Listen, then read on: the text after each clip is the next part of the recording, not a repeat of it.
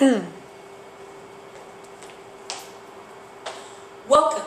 This is our very first video lecture. This isn't the one that you had to do for homework, this is just an optional review of the scientific method. So, let's start with observations. An observation is a statement you can make using your 5 senses. So you can see it, hear it, smell it, touch it, taste it. And these observations are always going to be true. Because, right, I can see that this is black. Nobody can tell me otherwise. Sometimes we can't observe an event, but we make something called an inference. Now, an inference is a conclusion that we draw based on our observations. Inferences might not be correct, because sometimes we think we know what happened, but we don't. Let's look at an example. So, I saw Hugo smiling after class today. Observation, you saw him. I know Hugo's class got a quiz back today. Maybe you heard someone say that. So, another observation. Now here's your inference. Hugo did well on the quiz. Now this is a guess. It's a prediction you make, a thought that you have based on your observations. But it might not be true. Hugo might be smiling because he got a puppy. Hugo might be smiling because the girl he liked said yes when he asked her out. Or Hugo could have done well on the quiz. So there are many reasons why Hugo could be smiling, but you inferred from the 2 pieces of information that you observed that this was the result. This is very similar to our hypothesis. Let's look at a situation. So, you work for the Gatorade company, and you are trying to sell your product to the football coaches at Northwestern. Right? You want Coach Chisholm to buy into this. You think that every Wildcat player should be drinking Gatorade because you believe it will help them run faster sprints, and you want to make money. However, the coaches and players are smart, and they know science. They only want to use Gatorade if it's proven to increase the sprint speed of their players. Alright, so we need to prove this. Stand back, we're going to use the scientific method. So, you need to come up with an experiment that's going to test if Gatorade makes the football players run faster using the scientific method, or FERC. P-H-E-R-C. FERC.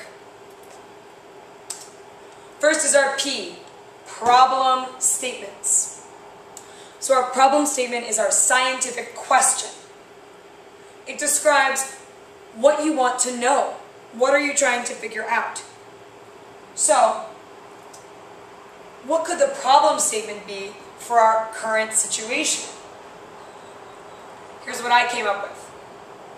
Does Gatorade make players run faster? It's a good scientific question because we can test it. Our next step is our hypothesis.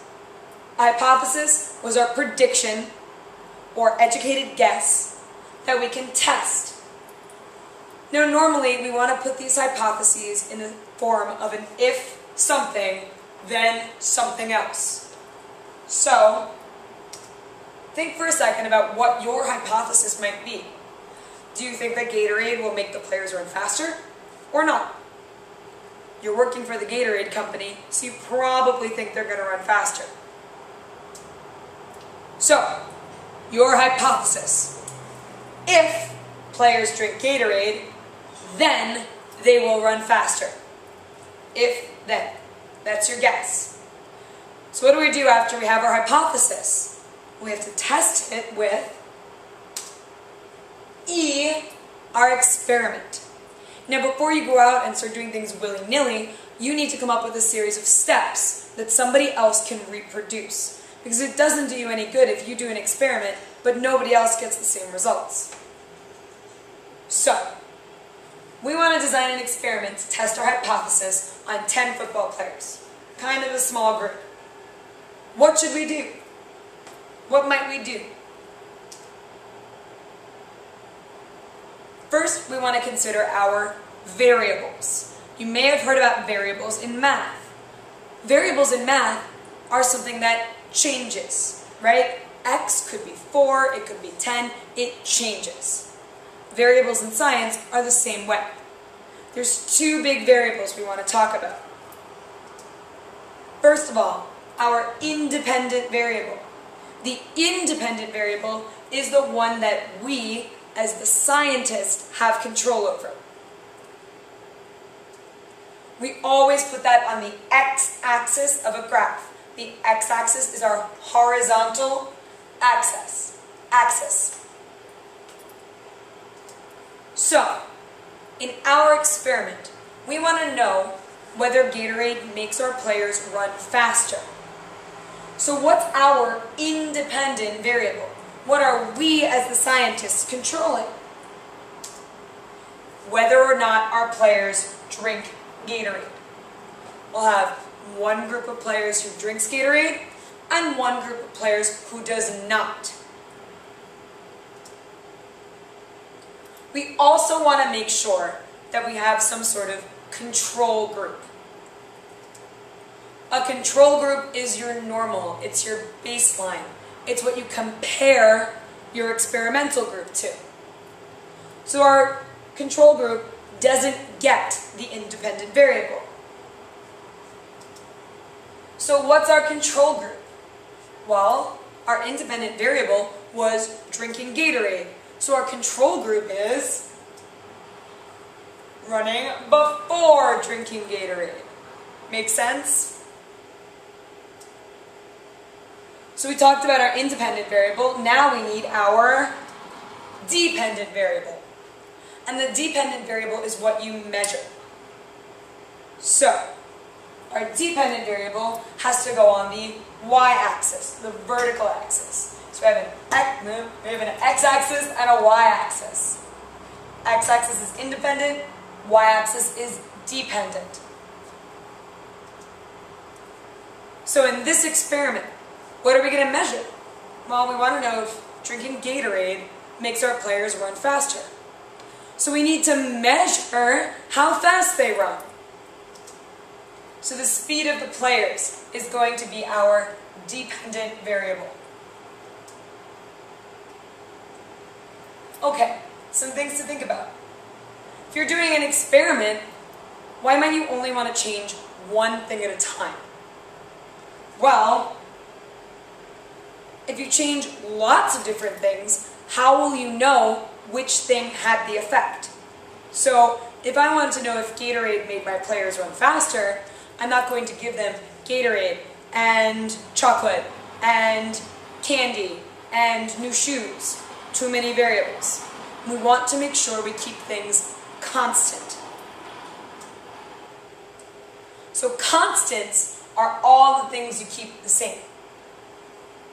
Now, in our experiment, what might we want to keep the same?